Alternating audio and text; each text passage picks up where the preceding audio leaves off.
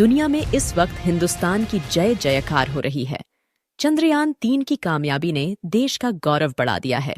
ये तस्वीरें उस गौरव की प्रतीक बनी है। इस तस्वीर ने सिर्फ हिंदुस्तान ही नहीं बल्कि दुनिया की नजरों में इसरो का सम्मान कर दिया। वैज्ञानिकों की मेहनत को नया आयाम दिया है, क्योंकि उन्होंने वो कर दिखाया जो दुनिया के तमाम देश आज तक नहीं कर पाए।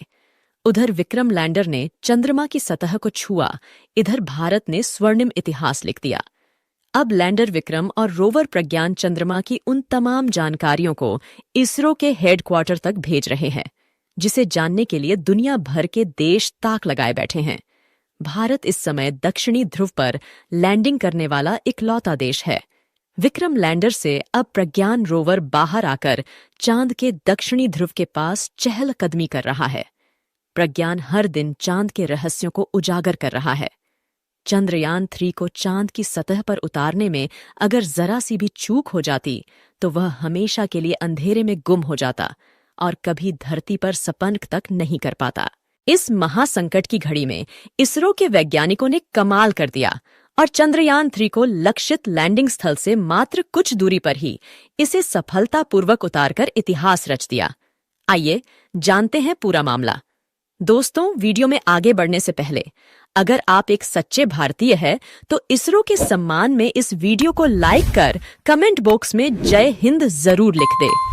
दोस्तों, चांद की सतह पर उतरे भारत के चंद्रयान-3 को लेकर नई जानकारियां सामने आ रही है। ये जानकारियां भारतीय अंतरिक्ष अनुसंधान केंद्र यानी इसरो की तरफ से जारी की जाती है। इसरो की तरफ से जारी की गई नई जानकारी में बताया गया है कि चांद की सतह पर घूमते हुए चंद्रयान-3 के रोवर प्रज्ञान के सामने एक बड़ी मुश्किल आने वाली थी, लेकिन रोवर प्रज्ञान उस मुश्किल में पड़ने से पहले ही बच गया।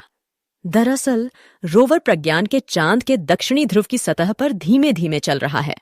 इसी दौरान 27 अगस्त को चलने के दौरान उसके आगे एक बड़ा क्रेटर यानी गड्ढा आ गया था।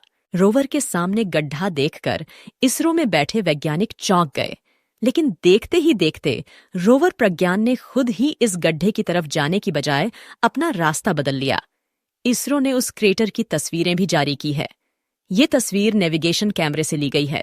चांद पर मौजूद ये क्रेटर 4 मीटर के डायमीटर का था, जिसे रोवर प्रज्ञान ने लगभग 3 मीटर की दूरी से भांप लिया और अपना रास्ता बदल लिया। इसरो ने एक और तस्वीर जारी की है, जिसमें चांद की सतह पर चलते हुए रोवर का रास्ता दिख रहा है और उसके पहियों से बने निशान साफ नजर आ रहे हैं। चांद की सतह पर रोवर किस तरह काम करता है और वो अपने सामने आने वाले क्रेटर को कैसे भांप लेता है, इस बात को आप इस तरह से समझ सकते हैं कि चंद्रयान का रोवर चांद पर एक ड्राइवर लैस कार की तरह काम करता है, जिसको अपने आप ही रास्ता तय करना पड़ता है। उसे खुद डिसाइड करना पड़ता है कि उसके सामने कोई क्रेटर तो नहीं है, कोई पत्थर तो नहीं है, क्या मैं उसको पार कर सकता हूं? ऐसा करने के लिए रोवर में 2 स्मार्ट कैमरा लगाए गए हैं, जिसकी मदद से रोवर खुद ही उसका एक 3D मॉडल बनाता है और उसकी मदद से नेविगेट करता रहता है।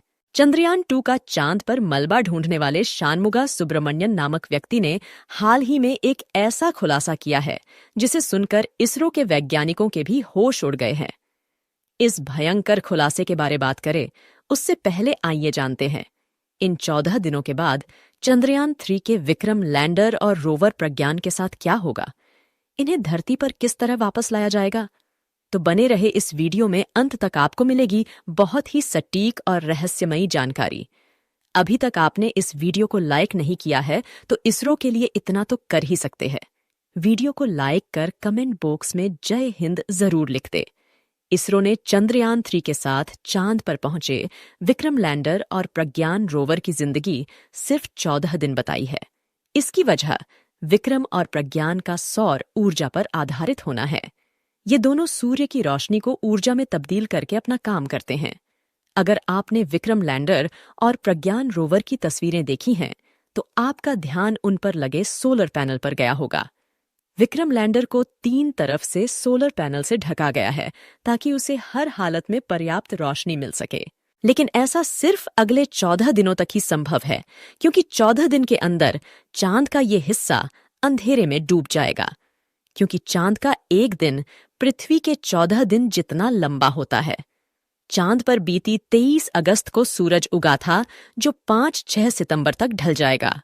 इसके बाद चांद पर तापमान में भारी गिरावट आएगी, क्योंकि चांद पर पृथ्वी की तरह वायुमंडल नहीं है जो पृथ्वी को रात के वक्त गर्म रखता है। ऐसे में चांद पर सूरज उगने और ढलने के साथ तापमान में बेहद तेजी के साथ अंतर आता है। इसरो प्रमुख एस सोमनाथ ने बताया है कि सूरज ढलने के साथ ही सब कुछ अंधेरे में डूब जाएगा। तापमान -180 डिग्री सेल्सियस तक गिर जाएगा। ऐसे में इस तापमान पर इन सिस्टम्स का सुरक्षित बने रहना संभव नहीं है। इस 14 दिन लंबी अंधेरी रात के बाद चांद पर एक बार फिर सूरज उगेगा और तापमान में गिरावट दर्ज की जाएगी। लेकिन क्या सूरज की रोशनी एक बार फिर प्रज्ञान और विक्रम में नई जान फूंक पाएगी? इसरो के प्रमुख सोमनाथ ने ये कहा है कि इस तापमान पर इनके सुरक्षित बचे रहने की संभावनाएं काफी कम हैं। हालांकि उन्होंने ये भी कहा, अगर ये सिस्टम सुरक्षित बने रहते हैं तो हम बेहद खुश होंगे। अगर ये दोबारा सक्रिय हो जाते हैं तो हम इनके साथ एक बार फिर काम शुरू कर पाएंगे और हम उम्मीद करते हैं कि ऐसा ही हो। लेकिन अगर चांद पर एक बार फिर सुबह होने के बाद भी प्रज्ञान और विक्रम सक्रिय नहीं हो सके तो फिर इनका क्या होगा? तो आपको बता दें कि अभी तक इसरो के पास विक्रम लैंडर और प्रज्ञान रोवर को धरती पर लाने का कोई प्लान नहीं है। अब बात करते हैं उस चंद्रयान 3 के बारे में, उस खुलासे की जिसको देखकर इसरो के भी होश उड़ गए। दरअसल शानमुगा सुब्रमण्यन एक मैकेनिकल इंजीनियर और कंप्यूटर प्रोग्रामर हैं, जिन्होंने साल 2019 में चांद पर क्रैश हुए चंद्रयान 2 का मलबा ढूंढ निकाला था। इन्होंने अब चंद्रयान 3 के बारे में भी एक डरावना खुलासा किया है। दरअसल इन्होंने बताया कि इसरो के वैज्ञानिक चांद की सतह पर जिस जगह चंद्रयान के लैंडर को लैंड करवाना चाहते थे, उससे 358 मीटर की दूरी पर जाकर विक्रम लैंडर लैंड किया है। ऐसे में अगर लैंडर लैंडिंग साइट को 1 किलोमीटर तक मिस कर दिया होता तो विक्रम लैंडर चंद्रमा के एक विशाल गड्ढे में चला जाता, क्योंकि जहां विक्रम लैंड हुआ है उससे 1 किलोमीटर दूर ही बेहद विशाल, कई किलोमीटर गहरा गड्ढा मौजूद है, जहां स्थायी रूप से अंधेरा रहता है और इस गड्ढे में आज तक सूरज की रोशनी नहीं पहुंची है।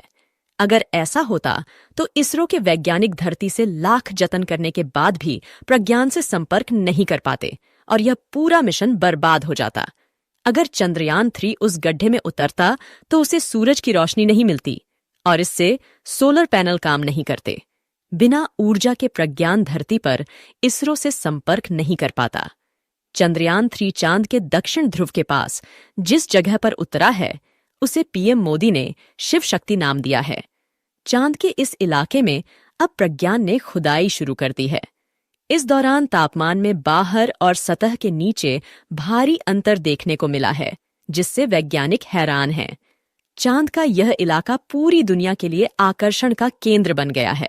इससे पहले साल 2009 में भारत ने पता लगाया था कि चंद्रमा के इस इलाके में पानी है। इसके बाद एक मून रेस पूरी दुनिया में शुरू हो गई है। अमेरिकी अंतरिक्ष एजेंसी नासा अपने अंतरिक्ष मून मिशन के जरिए साल 2025 के आसपास इंसानों को चांद पर फिर से उतारने की तैयारी कर रही है। भारत भी इस अंतरिक्ष मिशन का हिस्सा है। यही नहीं, चीन अपना दूसरा रोवर भी साल 2024 में भेजने जा रहा है। चांद पर चंद्रयान 3 की खोज भविष्य की तस्वीर बदल देगी। चंद्रमा पर बर्फ के रूप में जल की खोज भविष्य और उसके आगे के लिए भी अहम संसाधन है। इससे अंतरिक्ष यात्रा में क्रांति आ सकती है, क्योंकि इन संसाधनों को पृथ्वी से ले जाने की जरूरत नहीं होगी और लंबी अवधि के मिशन संभव हो सकेंगे। अब तक रोवर ने 8 मीटर यानी 26 फीट से ज्यादा दूरी तय कर ली है। उसके दोनों पेलोड्स ऑन हैं, काम कर रहे हैं।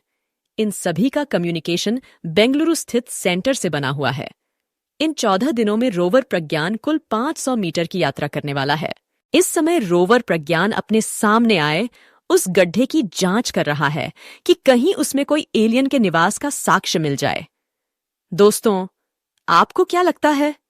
क्या वाकई में चांद पर एलियन है? आप अपनी राय कमेंट में जरूर शेयर करें। आज के लिए इस वीडियो में बस इतना ही। अगर आप सच्चे भारतीय हैं तो कमेंट में जय हिंद जरूर लिखें। इतना ही नहीं, आपकी आखिरी जिम्मेदारी इस वीडियो को लाइक करके शेयर करने की है। इसे ज्यादा से ज्यादा मित्रों तक शेयर करें ताकि उन्हें भी जानकारी मिल सके।